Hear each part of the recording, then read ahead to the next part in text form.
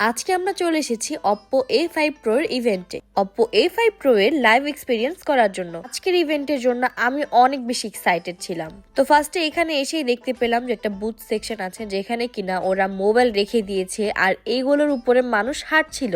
এটা দেখে তো আমি পুরাই অবাক। আমি চেক করার জন্য টাচ করেও দেখতেছিলাম যে আসলে কি এগুলো রিয়েল মোবাইল নাকি ফেক, বাট দেখি রিয়েল মোবাইল। তো এখানে আসার পরে আমাকে পেন দিয়ে দিল এন্ড আমি এখানে সাইন করে ফেললাম। তারপরে বসে পড়লাম ইভেন্টটা এনজয় করার জন্য। আর আজকে আমি অনেক বেশি এক্সাইটেড ছিলাম কারণ আজকে Oppo A5 Pro এর উপরে অনেক দারুণ দারুণ অ্যাক্টিভিটিস দেখানো হবে এন্ড তার পাশাপাশি লাইভ এক্সপিরিয়েন্সও করা হবে। তাই আমি অনেক বেশি এক্সাইটেড এগুলো দেখার জন্য। তো ফার্স্টেই এখানে Oppo A5 Pro বরফ থেকে হাতুড় দিয়ে বের করলো, বাট ফোনটার কিছুই হলো না। আর এখন Oppo A5 Pro এর অফিসিয়াল অ্যাডটাও দেখানো হচ্ছিল। তারপরে এখানে মেহেদি মিরাজ ভাইকে স্টেজে ডাকা হলো এন্ড উনি Oppo A5 Pro নিয়ে ওনার কিছু এক্সপিরিয়েন্স শেয়ার করলো।